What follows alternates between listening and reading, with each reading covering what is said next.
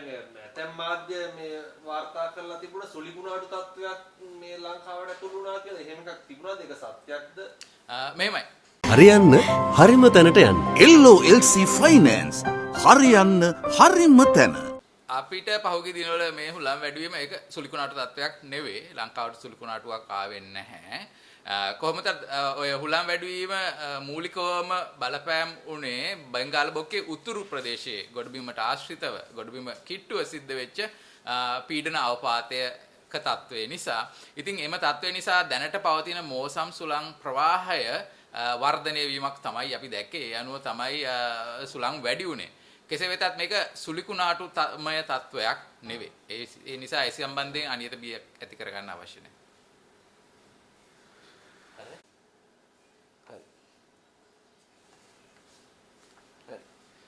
අද දවසේදීත් අපි ගත්තොත් ප්‍රධාන වශයෙන් දිවෙන්නේ නිරිත දිග ප්‍රදේශවල වැසි සහිත කාලගුණ තත්වයේ බලාපොරොත්තු වෙන්න පුළුවන්.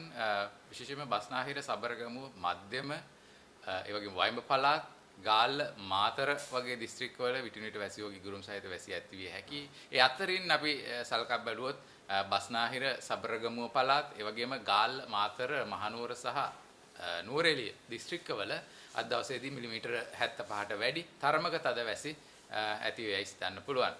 විශේෂයෙන්ම අපි ගත්තොත් පහුගිය දවස්වල පැවති ආකාරයටම දිවෙන හරහා වන තද සුළං ප්‍රවාහය මේ අද දවසේදී තවදුරටත් බලාපොරොත්තු වෙන්න පුළුවන්.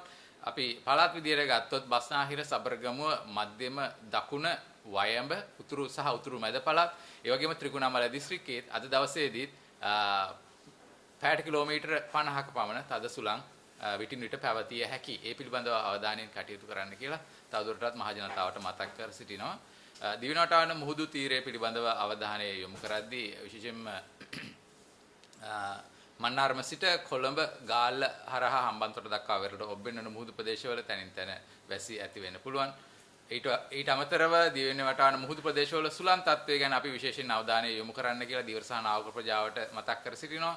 විශේෂයෙන්ම හලාවත සිට පුත්තලම මන්නාරම හරහා කංගසන්තුරේ දක්වා සහ ගාල්ල සිට හම්බන්තොට හරහා පොතුවිල් දක්වා වෙරළ ඔබ්බෙන්නන මුහුදු ප්‍රදේශවල ගැඹුරු සහ නොගැඹුරු මුහුදු ප්‍රදේශවල තව දුරටත් දිවර සහ නාවක කටයුතු වලින් වැළකී සිටින ලෙස දිවර සහ නාවක ප්‍රජාවට මතක් කර සිටිනවා. මීට අමතරව අනෙකුත් මුහුදු ප්‍රදේශ ගත්තොත් හලාවත සිට කොළඹ හරහා ගාල්ල දක්වා සහ කංකසන්තුරේ සිට ත්‍රිකුණාමලය හරහා මඩකලපුව දක්වා වෙරළ ඔබ්බෙන්නන මුහුදු ප්‍රදේශවල සුළං වේගයේ පැයට කිලෝමීටර 50-60 වගේ අගයන් වලට වැඩි වෙන්න පුළුවන්. ඒ කියන්නේ එම මුහුදු ප්‍රදේශات විටින් විට රළු ස්වභාවයක් ගන්න පුළුවන්. ඒ පිළිබඳවත් විශේෂයෙන්ම කුඩා දීවර යාත්‍රාවල දීවර සහ නාවක කටයුතු වල ප්‍රජාව එම ප්‍රදේශවලත් තමන්ගේ දීවර සහ නාවක කටයුතු වල යෙදීම පමා කරන්න අද දවසටත්.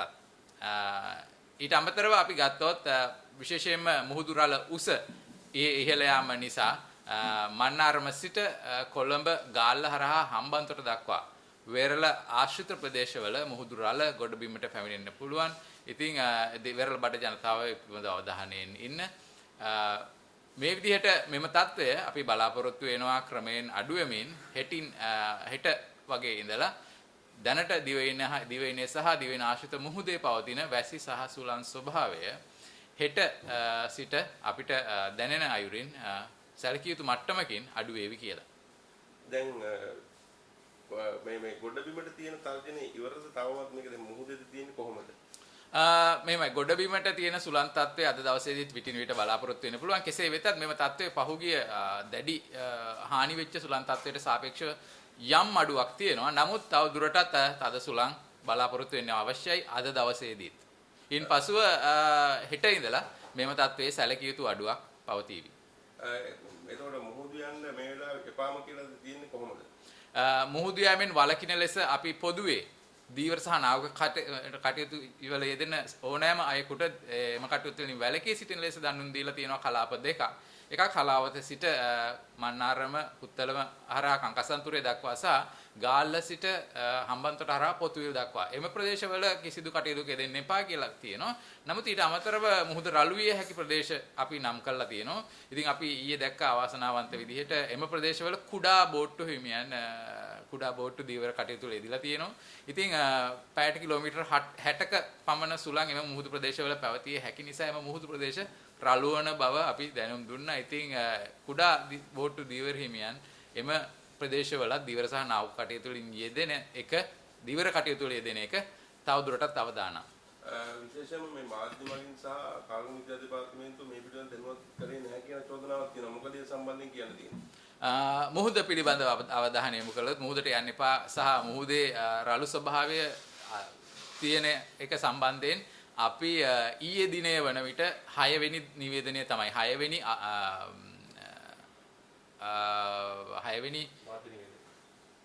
මාධ්‍ය නිවේදනයේ 6 වෙනි අනතුරු ඇඟවීමේ නිවේදනය අපි ඊයේ වෙනකොට නිකුත් කරා.